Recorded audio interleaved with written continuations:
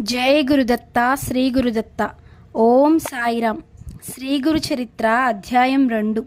శ్రీ గణేశాయ నమః. శ్రీ సరస్వత్యై నమః. శ్రీ గురుభ్యోన్నమః. ప్రస్తావన: శ్రీ గురు చరిత్ర పారాయణ వలన శుద్ధులైన ముముక్షువులకు ఒక వంక సద్గురు దర్శనాభిలాష, మరొక వంక విషయాలపై నిరపేక్ష తీవ్రమవుతాయి. అప్పుడు మొదట స్వప్నంలోనూ తర్వాత ప్రత్యక్షంగానూ గురు దర్శనము లభిస్తుంది. ఆ గురువు కూడా అనన్య గురుభక్తి చేత జీవన్ముక్తుడై ఉంటాడు. అట్టి సద్గురువు తారసిల్లినప్పుడు మన హృదయం ఆయనను నిస్సందేహంగా గుర్తిస్తుంది. వేరు నిదర్శనాలు అవసరం లేకనే కేవలం దర్శనం మాత్రం చేతనే శాంతి ఆనందాలు కలుగుతాయి. అటుపైన వారి పట్ల మనకు కలిగిన భావాన్ని నిశ్చలంగా నిలుపుకోవాలి. అందుకు కూడా వారి లీలలు, చరిత్ర పారాయణ, చింతనలే సాధనాలు. అంతటి పూర్ణగురుని తెలిపే అనన్య గురుభక్తుడు లభించడం కూడా మన జీవితాకాశంలో ఉదయిస్తున్న గురుకృపకు చిహ్నమే. అంటే గురుచరిత్ర పారాయణ చేసే అవకాశం కూడా ఇట్టిదేనన్నమాట. ఈ అధ్యాయంలో గురుసేవా వృత్తాంతం కల్పితం కాదు. శ్రీ షిరిడీ సాయినాథుని గురుసేవ అక్షరాలా అలానే ఉండడం గమనార్హం.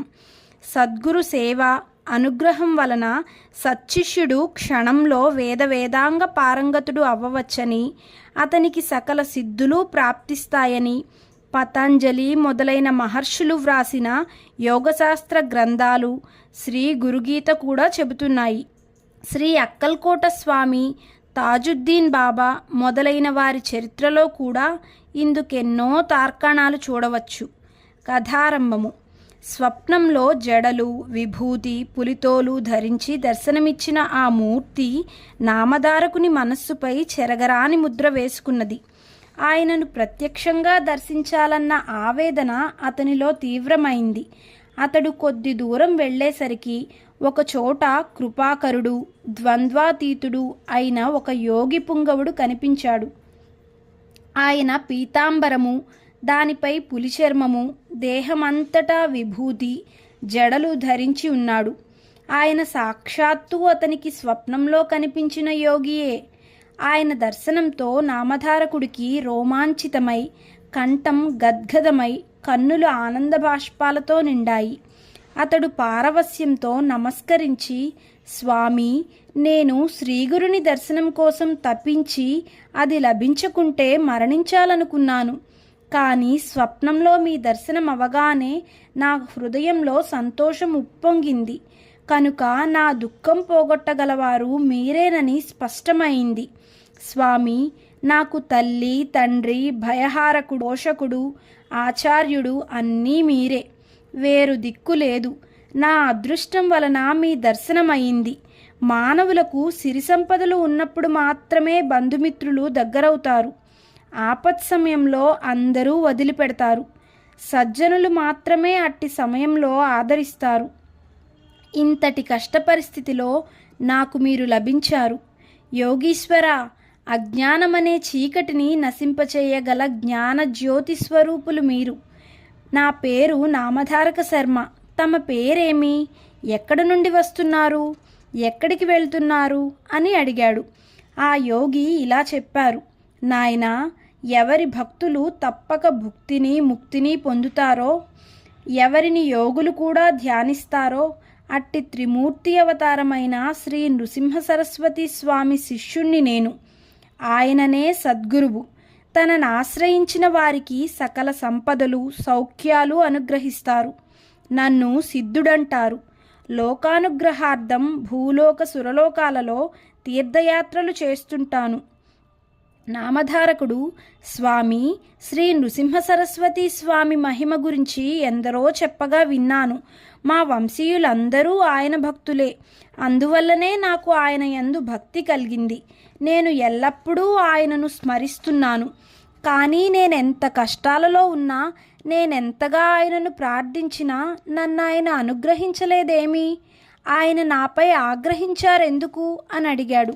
సిద్ధయోగి వాత్సల్యంతో ఇలా అన్నారు: విప్రుడా, నేను చెప్పేది శ్రద్ధగా విని ఎప్పుడూ గుర్తుంచుకో. భక్తవత్సలుడైన సద్గురువు తన కృపను అన్ని జీవులపైన ఎల్లప్పుడూ వర్షిస్తూనే ఉంటాడు. అందులో ఎట్టి లోపమూ ఉండదు. ఆయన కృపకు పాత్రులైన వారికే గాక వారి వంశంలో కూడా ఎవరికీ ఎట్టి దైన్యమూ కలుగదు. ఆయనను సేవించినా నీ దైన్యం పోలేదంటే ఎంతో ఆశ్చర్యంగా ఉన్నది. నీవు మనస్సులో ఆయనను సంశయించి ఉండాలి. అందువలననే నీకిన్ని కష్టాలు వచ్చాయి. త్రికరణ శుద్ధిగా ఆయననే నమ్మి సేవించే వారికి ఎట్టి కొరవా ఉండజాలదు. నీ గురుభక్తి ఇంకా దృఢం కాలేదు. శ్రద్ధ లేనివాడు, సంశయాత్మకుడు ఎవరి చేత ఎన్నడూ అంగీకరింపబడడు. శ్రీగురుడు త్రిమూర్తి స్వరూపము. బ్రహ్మ, విష్ణు, రుద్రులు తమ భక్తునిపై కోపించినా సద్గురువు తన భక్తుని సునాయాసంగా రక్షించగలడు. కానీ ఆ సద్గురువే కోపిస్తే వానిని రక్షించగలవారు మరెవరూ లేరు. అయినా ఆయన ఎన్నడూ ఎవరిపైనా కోపించరు. అలాంటి శ్రీగురుణ్ణే శంకించేవాణ్ణి అనుగ్రహించగలవారెవరు? అప్పుడు ఆ నామధారకుడు, స్వామి, సద్గురువు త్రిమూర్తి స్వరూపము ఎలా అయ్యారు అని అడిగాడు. సిద్ధుడు, మొదట పరమాత్మ ఒక్కడే ఉన్నాడు. ఆయన ఒకప్పుడు నేనే అనేకమౌదునుగాక అని సంకల్పించి ఈ చరాచర విశ్వమయ్యాడు. అందులోని జీవులను ఉద్ధరించడానికి తిరిగి ఆయననే సద్గురువుగా అవతరిస్తుంటాడు. అందువలన సద్గురువును తప్పక ఆశ్రయించాలి. శిష్యునికి తత్వజ్ఞానం కలిగించడం వలన, అజ్ఞానం నుండి రక్షించడం వలన, జన్మ పరంపరలను నశింపచేయడం వలన గురువు సృష్టి, స్థితి, లయాలకు కారణమైన త్రిమూర్తుల స్వరూపమయ్యారు అని చెప్పారు. అంతటా నామధారకుడు, స్వామి, దేవతలు కోపించినా సద్గురువు రక్షించగలరంటిరే, అదెలా సంభవము? అందుకు తార్కాణమేమి? నా సందేహం తీర్చి నా మనస్సుకు స్థిరం ప్రసాదించండి అని వేడుకున్నాడు. సిద్ధుడు అతని జిజ్ఞాసకు సంతోషించి ఇలా చెప్పారు. నీవు బుద్ధిమంతుడవు. మంచి ప్రశ్న వేశావు. మొదట ఒక్కడుగానున్న పరమాత్మ తాననేకమవ్వాలని సంకల్పించాడు. ఆ సంకల్పమే ఈ జగత్తును సృష్టించిన మాయాశక్తి. మొదట ఆ నారాయణుని నాభి నుండి ఒక కమలము, దాని నుండి బ్రహ్మ పుట్టారు. అతడు శ్రీ మహావిష్ణువు యొక్క ఆజ్ఞను అనుసరించి ఆయన నుండి వెలువడిన వేదాలలో వివరించబడిన రీతిన విశ్వమంతటినీ సృష్టించాడు. మొదట ఆయన బ్రహ్మనిష్ఠులైన సనక, సనందన, సనత్కుమార, సనత్సుజాతులను, తర్వాత ప్రజాపతులైన మరీచి, అత్రి, అంగీరస, పులహ, పులస్త్య, క్రతు, వశిష్ఠులను సృష్టించాడు. తర్వాత ముల్లోకాలను, దేవతలను, నానా విధములైన జీవరాశిని, మానవులను సృష్టించాడు. వారి వారి పూర్వజన్మ సంస్కారములను అనుసరించి ఉత్తమమైన వర్ణాశ్రమ ధర్మాలను ఏర్పరిచాడు. అలాగే 4 యుగాలను సృష్టించి క్రమపద్ధతిన వాటిని భూమిపై ప్రవర్తింపజేశాడు. మొదట ఆయన సత్యమే ఆకారముగా కలిగి యజ్ఞోపవీతము, ఆభరణాలు ధరించియున్న కృతయుగాన్ని భూలోకంలో 17,28,000 సంవత్సరాలు ప్రవర్తించి రమ్మని ఆదేశించాడు. జ్ఞాన వైరాగ్యాలు ఈ కృతయుగ లక్షణాలు. అది పూర్తయ్యాక ఆయన దృఢమైన శరీరం కలిగి ఉండి చేతిలో యజ్ఞ సామాగ్రి ధరించిన త్రేతాయుగాన్ని పిలిచి భూమిపై 12,96,000 సంవత్సరాల ధర్మాన్ని ప్రవర్తింపచేయమని ఆదేశించాడు. అందుకే ఆ యుగంలో అందరూ ధర్మశాస్త్రం ఎరిగి యజ్ఞ యాగాదులను అనుష్ఠించారు. అటు తర్వాత బ్రహ్మ ఖడ్గము, మంచం కోడు, ధనుర్బాణాలు ధరించిన ద్వాపర యుగాన్ని పిలిచి భూమిపై 8,64,000 సంవత్సరాలు తన ధర్మాన్ని ప్రవర్తింపజేయమని ఆదేశించాడు. అందుకే ఆ యుగంలో శాంతి, ఉగ్రత్వము, దయా, కాఠిన్యము మొదలైన పరస్పర విరుద్ధములైన గుణాలతో మానవులు జీవించారు. అటు తర్వాత బ్రహ్మదేవుడు కలిపురుషుని పిలిచాడు. ఈ కలి మలినుడు. తగవులంటే అతడికెంతో ఇష్టం. కలి అంటేనే తగవు అని అర్థం. అతడు క్రూరుడు, వైరాగ్యమే లేనివాడు, పవిత్రత అంటేనే గిట్టనివాడు. అతడు తన ఎడమ చేతితో తన మర్మవయవాన్ని, కుడి చేతితో నాల్కను పట్టుకుని ఆనందంతో గంతులు వేస్తూ వచ్చాడు.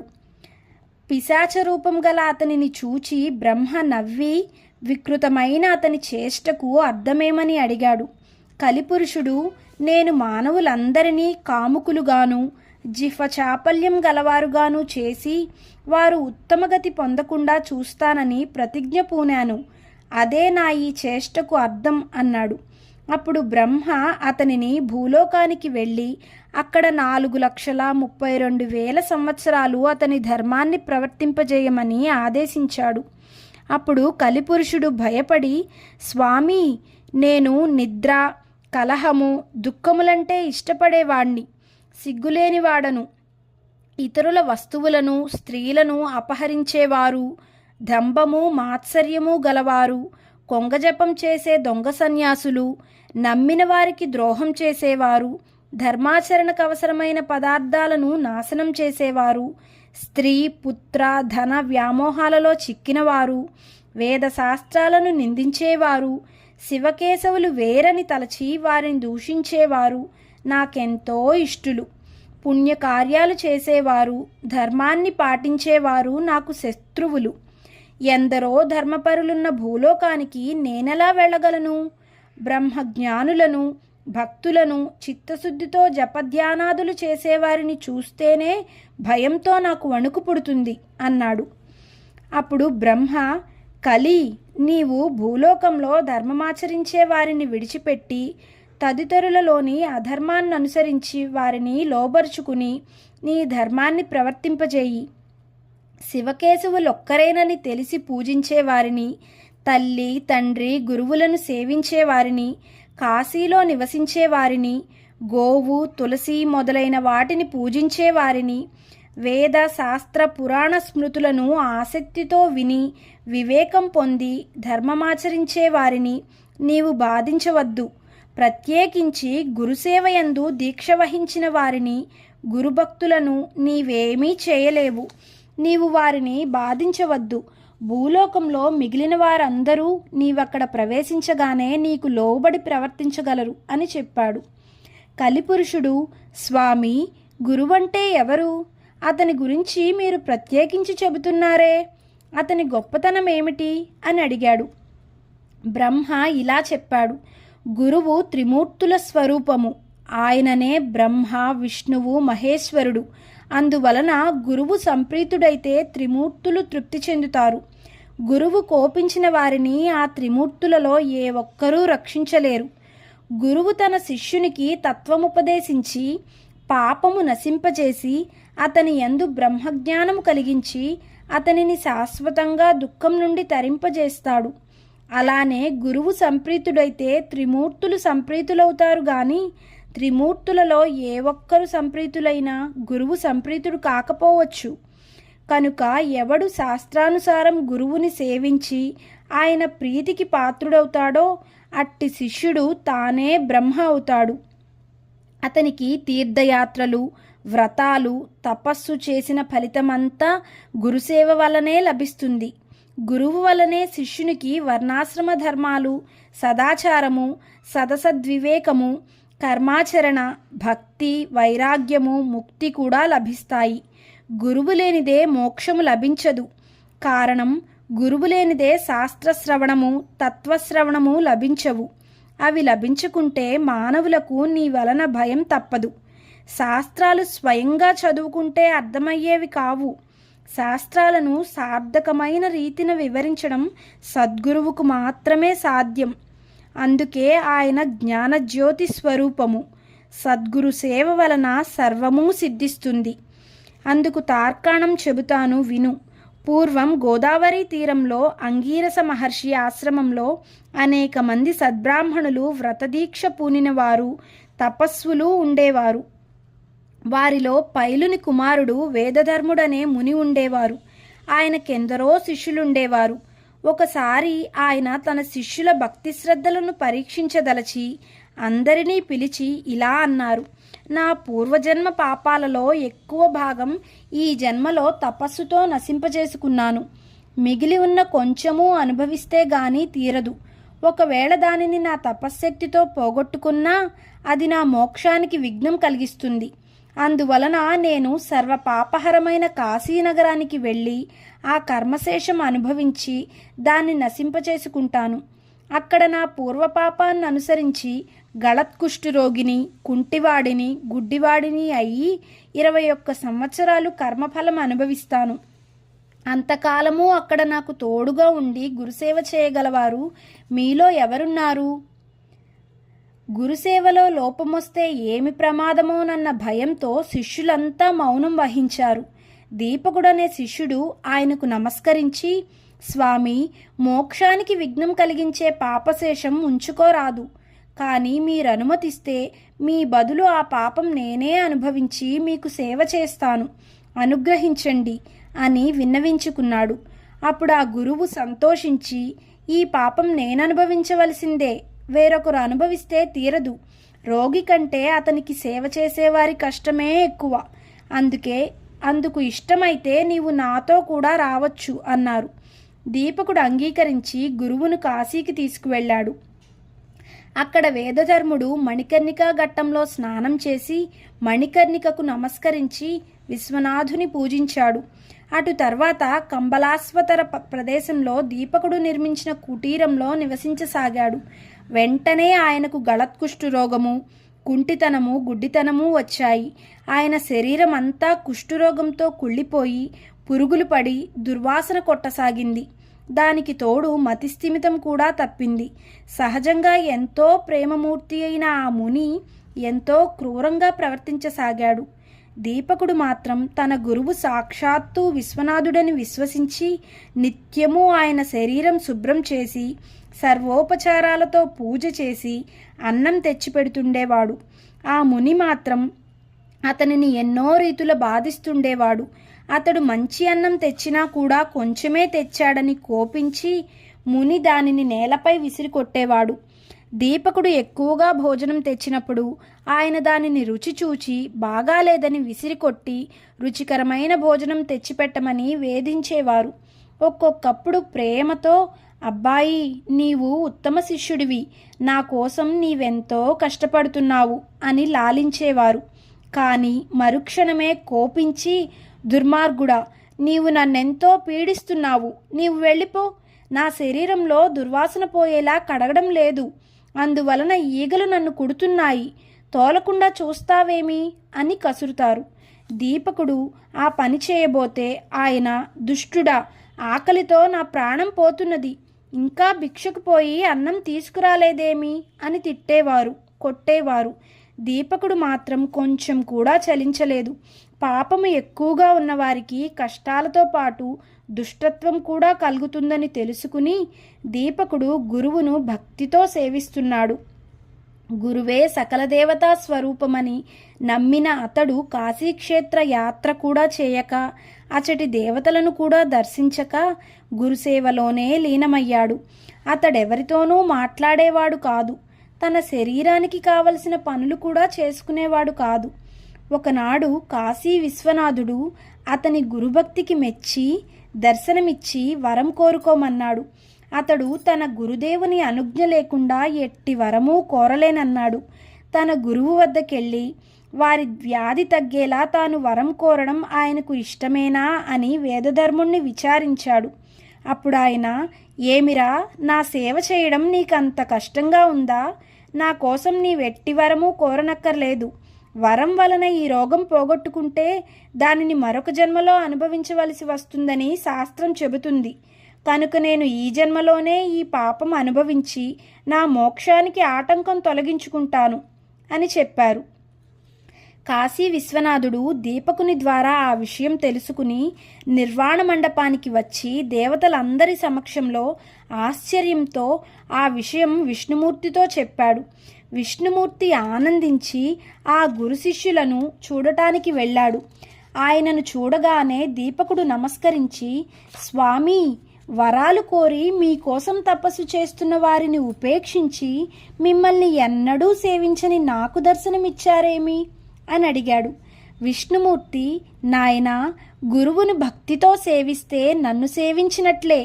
అట్టి శిష్యోత్తమునకు నేను అధీనుడను.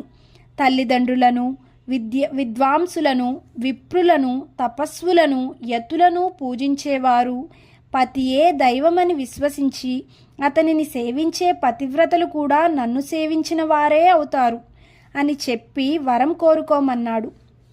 దీపకుడు ఆయనకి నమస్కరించి, గురువే సకల దేవతా స్వరూపమని, సకల తీర్థస్వరూపి అని వేదాలు శాస్త్రాలు చెబుతున్నాయి. మీరిచ్చే వరం గురువు ఇవ్వగలడు కదా అన్నాడు. శ్రీమన్నారాయణుడు, మేమిద్దరము ఒకటే. మా ఇద్దరి సంతోషం కోసం వరం కోరుకో, నేను అది ప్రసాదించి ఎల్లప్పుడూ నీ అధీనంలోనే ఉంటాను అన్నాడు. దీపకుడు, స్వామి అలా అయితే నా గురుభక్తి నిరంతరము వృద్ధి చెందేలా అనుగ్రహించు అని కోరాడు. విష్ణువు సంతోషించి, నీవు గురుసేవ వలన తరించావు, నీవీ లోకంలోనే బ్రహ్మానందం పొందగలవు. నీవెల్లప్పుడూ నీ గురుదేవుణ్ణి ఇలానే సేవిస్తుండు. వేదము, వేదాంగాలు, వేదాంత వాక్యాల అర్థం తెలుసుకుని గురువే పరమార్థమని, పరబ్రహ్మమని తెలుసుకుని గురువుని ఎవరైతే సేవిస్తారో వారికి దేవతలందరూ వశమవుతారు. నిరంతరము సద్గురువును సేవించేవారు కూడా లోకపూజ్యులే. త్రిమూర్తులమైన మా అనుగ్రహం వల్లనే మానవులకు సద్గురువు లభిస్తారు అని చెప్పి విష్ణువు అంతర్ధానమయ్యాడు. తర్వాత దీపకుడికి ఈ సంగతి చెప్పకముందే వేదధర్ముడు జరిగినదంతా చెప్పి దీపకుని గురుభక్తికి మెచ్చి, చిరంజీవ, నీవు కాశీలోనే నివసించు, అష్టసిద్ధులు, నవనిధులు నిన్ను సేవిస్తుంటాయి, నిన్ను స్మరించిన వారి కష్టాలు కూడా నశిస్తాయి అని ఆశీర్వదించి వెంటనే ఆరోగ్యవంతుడయ్యాడు. కాశీక్షేత్ర ప్రభావము తెలపడానికి, శిష్యుణ్ణి పరీక్షించడానికి, స్వధర్మాన్ని బోధించడానికి వేదధర్ముడు కుష్ఠిరోగి వలె కనిపించాడే గాని నిజానికి ఆయనకు పాపం ఎక్కడిది? ఆయన తన శిష్యులను ఉద్ధరించడంలో అమిత కుశలుడు, లోకప్రియుడు, జీవన్ముక్తుడు.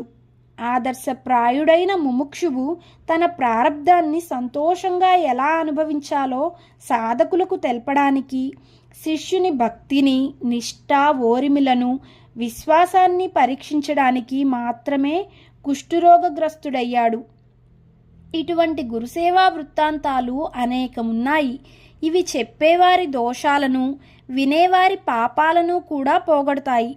ఓ కలిపురుష, కలియుగం ఆరంభమవ్వవలసి ఉన్నది కనుక నీవు భూలోకానికి వెళ్ళు, కానీ సద్గురు భక్తుని నీవు కంటితోనైనా చూడవద్దు సుమా అని బ్రహ్మదేవుడు ఆదేశించాడు. అది విని కలిపురుషుడు ఆయనకు నమస్కరించి భూలోకానికి వెళ్ళాడు. గురువు యొక్క మహిమ ఇంతటిదని చెప్పడానికి వీలవుతుందా? నామధారక, ఎవరు సాత్వికమైన ఓరిమిని పొంది దృఢభక్తితో దైవాన్ని, భక్తితో సద్గురుని భజిస్తారో వారు తప్పక కృతకృత్యులవుతారు. కాబట్టి నీవు పరమ శ్రేయస్సు కోరితే నిస్సంశయంగా శ్రద్ధాన్వితుడవై నరదేహంతో అవతరించిన శ్రీగురుని సేవించు అని సిద్ధుడు చెప్పారు. శ్రీ దత్తాయ గురవే నమః. శ్రీ శ్రీపాద శ్రీవల్లభాయ నమః. శ్రీ నృసింహ సరస్వత్యై నమః. జై గురుదత్త.